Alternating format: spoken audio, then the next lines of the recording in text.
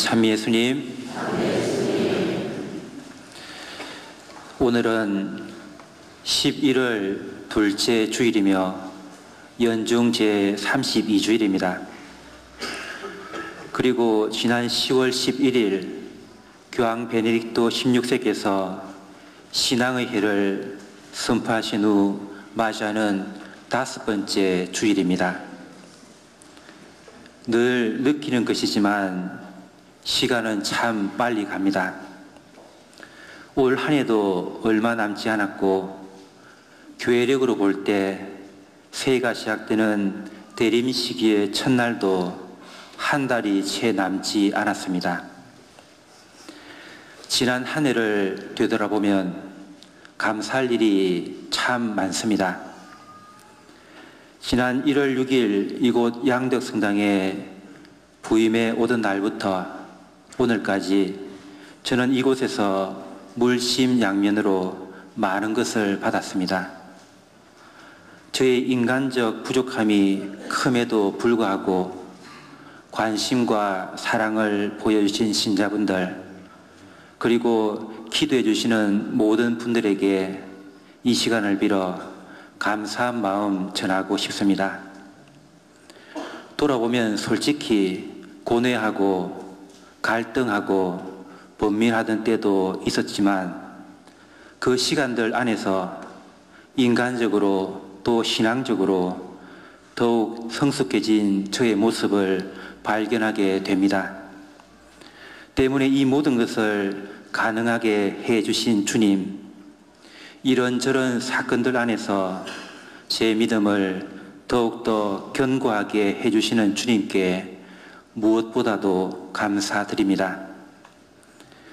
늘 아쉬움으로 남는 것은 타인을 더 많이 이해해 주지 못하고 더 많이 사랑하지 못한 것입니다. 여러분들도 지난 한 해를 돌아보면 하느님께 감사드릴 것이 많을 것입니다. 아쉬움도 있겠지만 감사하는 마음으로 2012년 한 해 마무리 잘 하시기를 바랍니다. 그리고 주님과 함께 행복한 2013년 한 해를 계획하고 맞이하시기를 빕니다. 친애하는 형제 자매 여러분, 우리 모두는 행복하기를 원합니다. 행복이 무엇인지, 어떤 사람이 행복한 사람인지 이에 대한 정의가 다양한데 저는 감사할 수 있는 사람, 줄 수 있는 사람이 행복한 사람이라고 생각합니다. 생각해보면 감사드릴 것들이 많은데도 감사드리지 못하는 사람, 가진 것이 있어도 나누지 못하고 인색한 사람은 행복해질 수가 없습니다. 오늘 복음에 등장하는 가난한 과부에게는 하느님께 감사하는 마음이 가득했을 것입니다.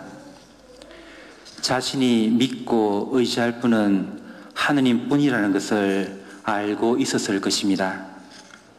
그래서 적지만 자신이 가진 돈 모두를 봉헌할 수 있었을 것입니다. 그렇기 때문에 예수님께로부터 인정도 받습니다. 그러기에 가난한 그 과부는 참으로 행복한 여인입니다. 하느님께 또 예수님께 인정받는 것보다 우리를 행복하게 만드는 것이 있겠습니까? 행복한 사람이 되기 위해서는 감사의 마음, 나누는 마음, 무엇보다도 하느님을 신뢰하고 믿는 마음을 키워나가야 합니다. 자신의 처지를 비관하기만 하고 만족하지 못하고 다른 사람들뿐 아니라 하느님조차도 신뢰하지 않는 사람은 행복할 수가 없고 그 사람에게는 희망이 없습니다. 저는 지금 여러분들에게 한 가정 이야기를 들려드릴까 합니다. 가구파가 고향인 한 아이가 있었습니다. 이 아이는 한 부유한 가정에서 태어났습니다. 이 아이의 아버지는 중장인이었지만 원대한 꿈을 가진 분이었습니다. 자신의 열악한 신체 조건을 극복하기 위해 사회에서 크게 성공하겠다는 뜻을 품었고 성실하게 또 열정적으로 노력하여 30대 초반에 마산에서 제일 큰 인쇄소를 경영할 수 있었습니다. 마산에 현대식 건물이 많지 않았던 당시 70년대에 5층 빌딩을 가지고 있을 만큼의 재력가가 되었습니다. 어르신들은 기억하시겠지만 70년대 중후반에 오일 쇼크, 즉 석유 파동이 있었습니다.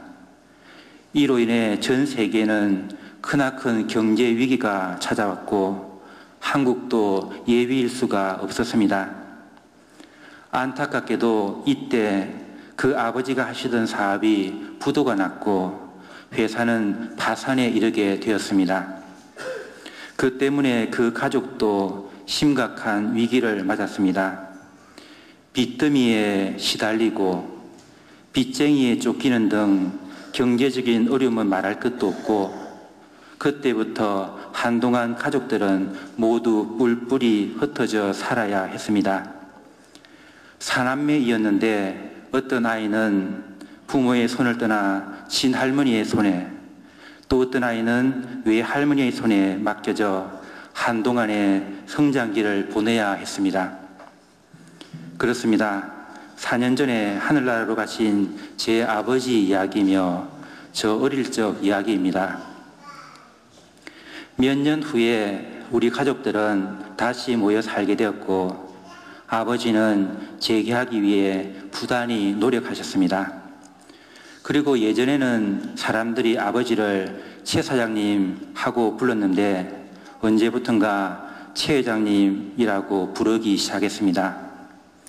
어떤 이유인지 그 후에 저희 가정이 어떻게 되었는지는 시간 관계상 굳이 말씀드리지 않겠습니다. 궁금하십니까? 500원입니다.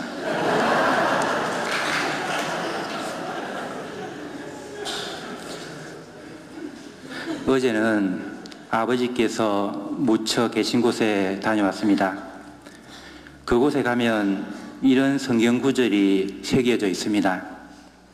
데살로니가전서 5장 16절 이하의 말씀입니다.